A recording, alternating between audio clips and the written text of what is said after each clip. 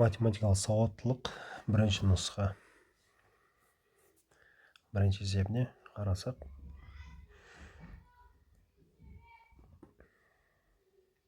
жаңа логикалық амал деген тақырыптағы есеп. Сонымен мына берілгенін біз формула ретінде алсақ болады. Формула сияқты. Сонда А деген жерге 3-ті, Б деген жерге 4-ті қоямыз. Сонда бұл тең болады 3 қосу 3 көбейту 4. Сонда 3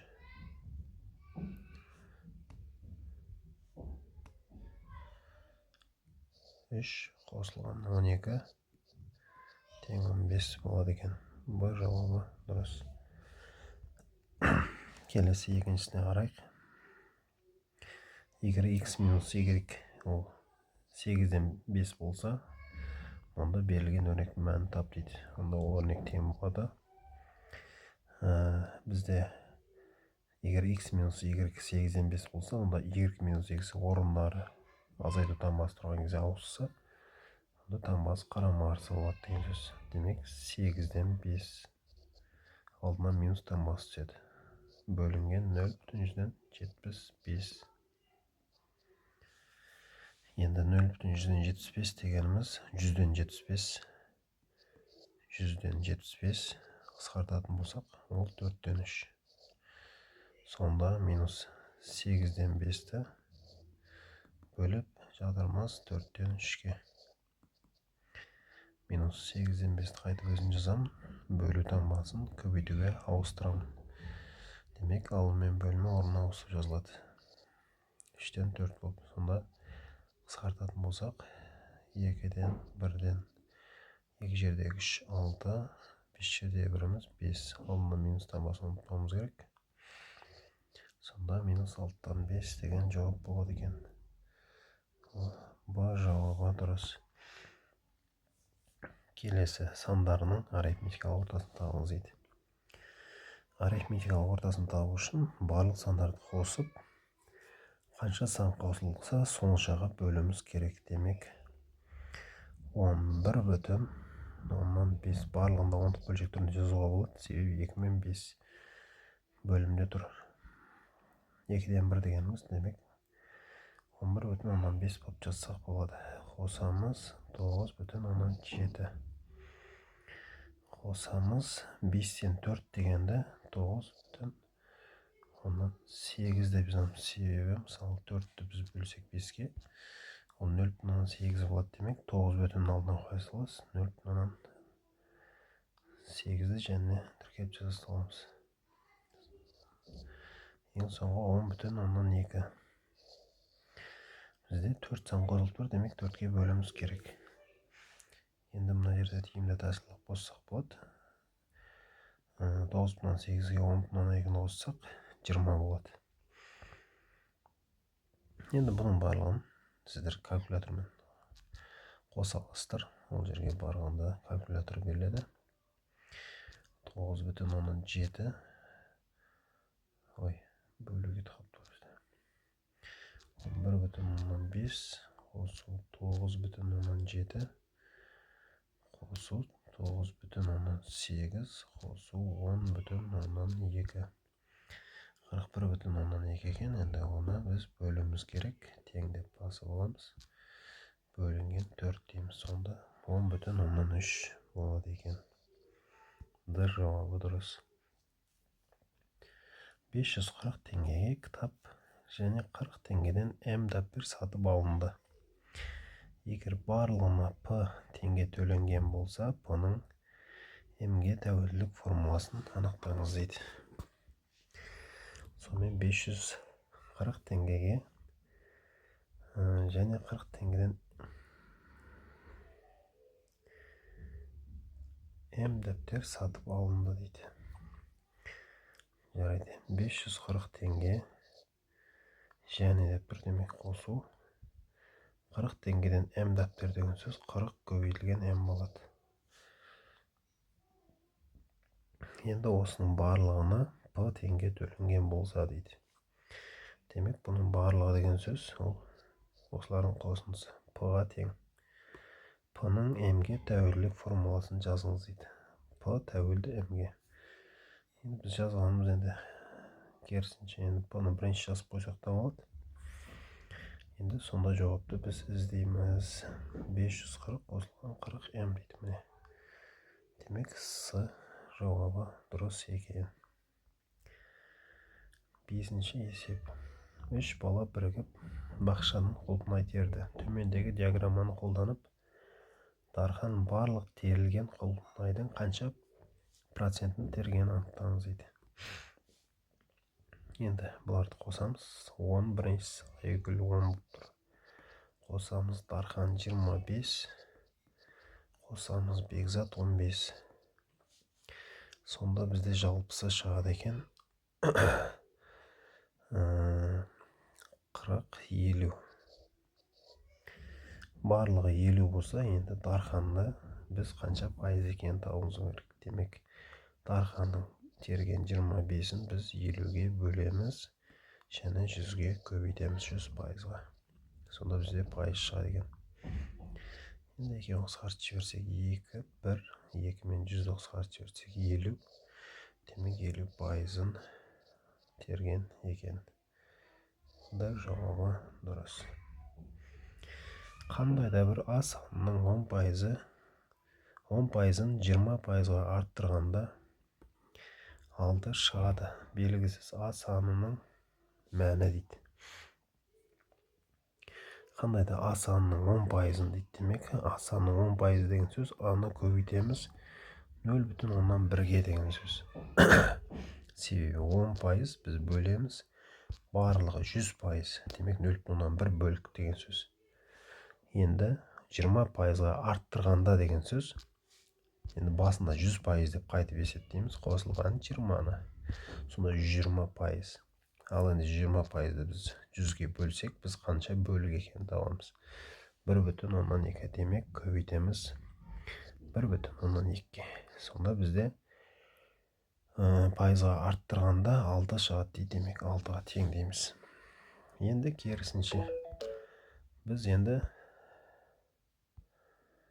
6-ны бөлеміз. Себебі көбейту таңбасы тұр. Екеуінде де көбейту таңбасы тұратын болса, біз бөлу болып екінші жағына өткізсек болады. 6-ны бөлеміз 1,2-ге. Тағы да бөлеміз онда 0,1-ге. Сонда 50 шығады екен. А деген санымыз сонда 50-ге тең екен. Дастан ұзындықтары 2, 2, 6, 6, 7, 7 болатын таяқшаларды қолданып үшбұрыш құрастырды. Ол ең көп дегенде қанша тең берілу үшбұрыш құрастыра алатынын анықтаңыз. Енді бұның оңай тәсілі бар ма екен жоқ па екенін білмеймін. Бірақ оны есептеп тауып көрсек.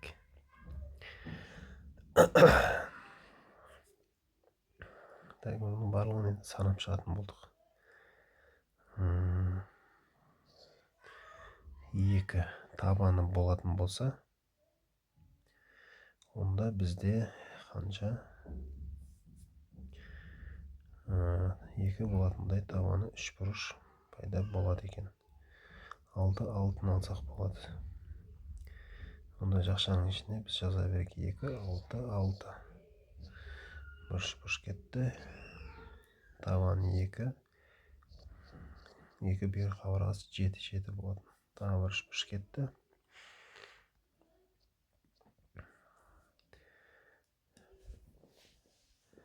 Әрі қарай енді бұлардың қосындысын да алсақ болады. 2, 6 плюс 7, 6 плюс 7 деп алсақ та болады. Мұндай үшбұрыштардың саны бізде көп болып кетейін деп тұр.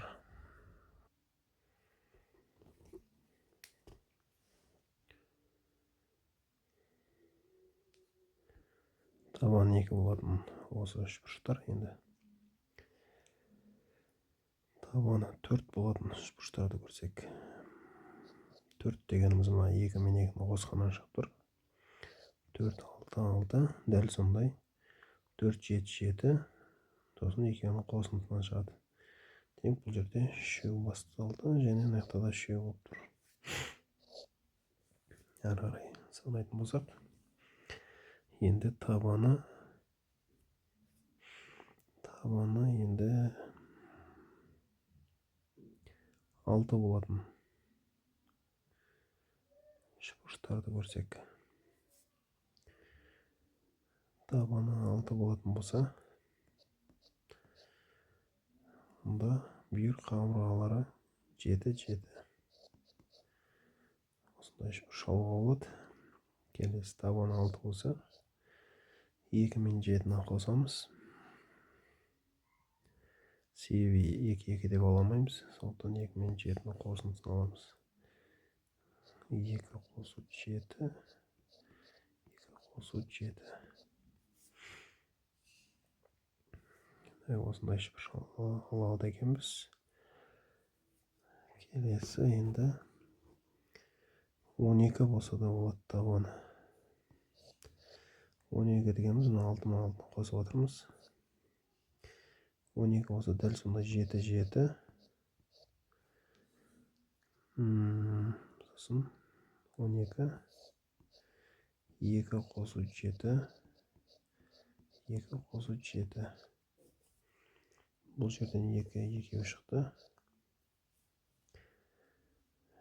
Келесі табаны 7 болатын. Үшбұрыштарды алсақ. 7 болса 6, 6 болады. 7 болса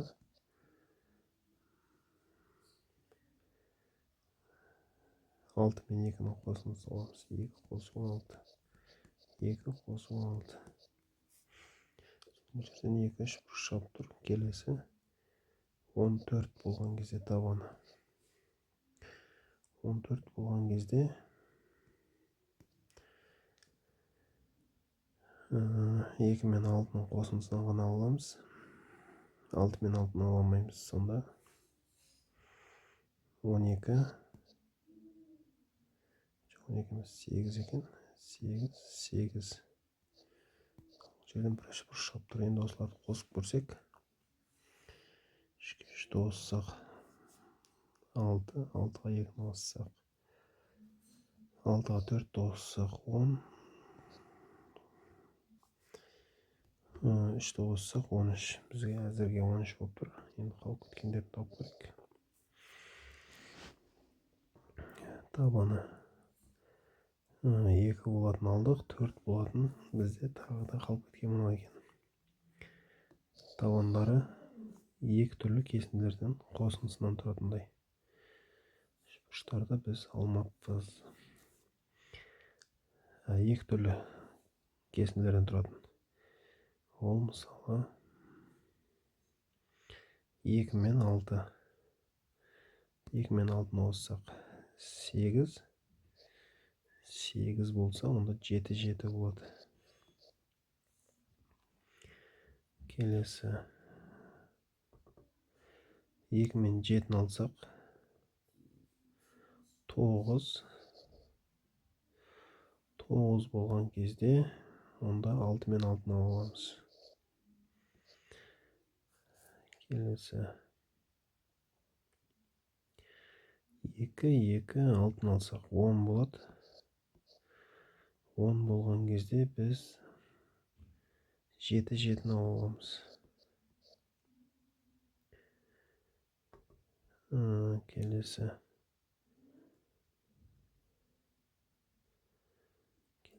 қандай үшбұрышты аламыз. 2, 2, 7-ні алсақ 11 болады. 11 болған кезде 6, 6-ны аламыз. Сонымен 2, 2, 7-ні алдық.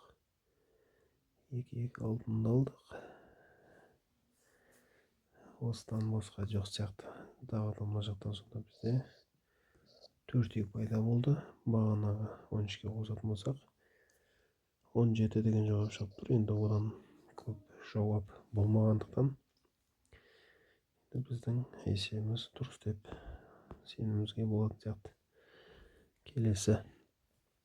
Арман, Асқар, Нұрбек, Елдос, Ержан бесеуінің салмақтарының қосындысы 337 килограмм. Арман, Асқар, Нұрбек үшеуінің салмақтарының қосындысы 205 килограмм. Ержан Елдостан 2 килограмм ауыр екені белгілі болса, онда Елдостың салмағын табыңыз дейді.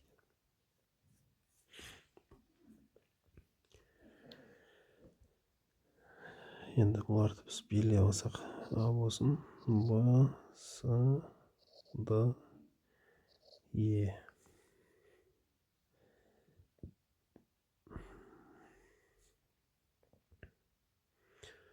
Осылардан бізде бесеуінің салмақтарын қосын бізге беріліп қойған екен. Бұларды қосқан кезде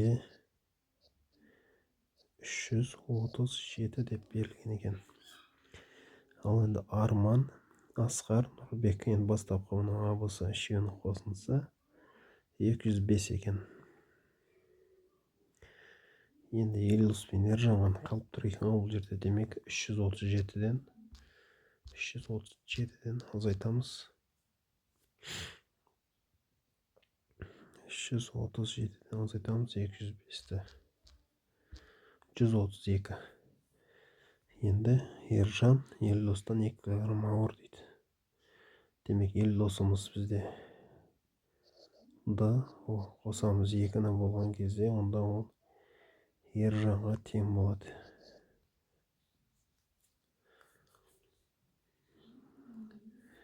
Енді олай болса, салмағын табыңыз дейді. Демек Д мен Е-нің қосындысы бізде қалғаны бағанағы міне 138 шығып тұр. Енді Е деген жерге бізге Елдос тауып керек. Елдос дегеніміз Е емес Д екен. Д. Бізге Д-ны тауып керек. Демек Е деген жерге мына жерге Д-ны қоя салам. Сонда Д қосу Е деген жерге мынаны қоятын болсам, Д қосу Е тең 132. Д-ға Д-ны қоссам 2-ді. Ой, 2. Д қосу 2 ғой мына жер.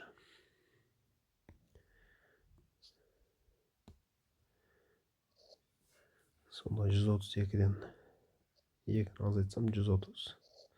Сонда Д тең болады 100. Бірден жазып жіберсек 130 бөлінген 2 бізде 65 болады екен. А деген жауап дұрыс. Сұрақ белгісінің орындағы санды анықтаңыз дейді. Енді үш бұрышқа 60 градус. Енді не үшін екенін түсінікті шығар. Себебі мынау тең қабырғалы үш бұрыш болса, демек барлық бұрыштар 60-тан деген сөз. Мынау енді 90 градус болады. Демек тік бұрышты болғандықтан. Бізде мынандай формула бар. N азайту 2 бөлу көбейтілген 180 бөлінген N десеңіз, біз тең қабырғалы үш бұрыштың әрбір бұрышының формуласы осы. Дұрыс көп бұрыштың әрбір бұрышын табудың формуласы. Енді бізде мына жерде бұрыштарының саны 6. Демек N азайту 2 деген кезде бізде 4 болады. 4 көбейтілген 180 бөлінген 6 болып тұр. Демек 4 көбейтеміз. 4 көбейтеміз 180-ге бөлеміз 6-ға. Сонда 120 градус дегенді белгілейді екенбіз. Суретте көрсетілген фигуралардың боялған бөлігінің ауданын көрсетіңіз дейді. Мұндағы әр төркөздің ауданы 1 сантиметр квадрат. Және пи 3 деп алады екенбіз.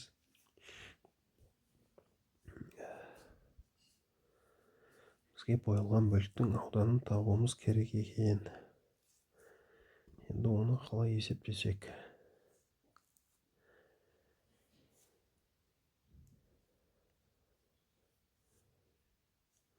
Енді оңай тәсілі бар ма екен, соны көрейік. Оңай тәсілі бар ма екен? Оңай тәсілді көрмей тұрмын. Демек, басқаша әдістермен шығарып көре берейік. Ол үшін былай жасасақ болады. Мына жерден мына фигураның ауданын тауып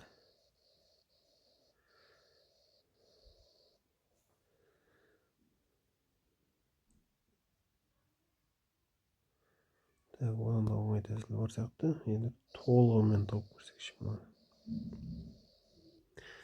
Соны тауып көрсек, сосын мына бөлікті қырқып аламыз.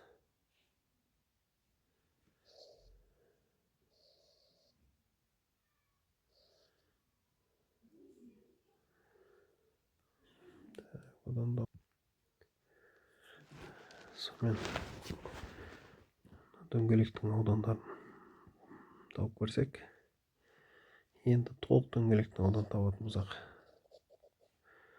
дөңгелектің ауданы πr квадрат. Сонда π дегенді 3 деп ал деп тұр. R дегеніміз бұл жерден мынаның ұзындығы, демек ол мынаған тең. Сонда R тең болып тұр 3-ке. Сонда S дөңгелегіміз 3 көбейтілген 3-тің квадраты болайын деп тұр. 3-тің квадраты 9, 9 3-ке көйтсек 27. Енді 27 ол бізде толық ауданы. Мына бөлікте табатын болсақ, ол барлық дөңгелектің 4/1 бөлігі. Демек, 27-ні бөлемін 4-ке. 6/175. Келесі мына бөліктің ауданын тауып көрейін.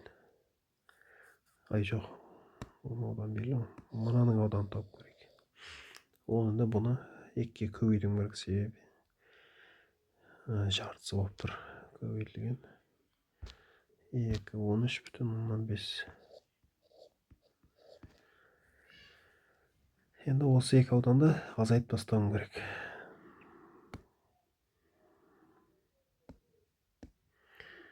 Сонда мына тіктөртбұрыштың ауданы неге тең болатын? Есептеп көрейік. 6, 3. 6 жердегі 3-міз 18. S тіктөртбұрышымыз 18. Мына тіктөртбұрышқа қарайтын болсақ, ол да дәл сондай. Ені 3-ке тең, ұзындығы 6-ға тең. Ол да 18. Демек, 36 азайтылған 6/175-ті және 13/5-ті азайтуым керек. 36 азайтылған 6/175 азайту 13/5. 15/175 екен.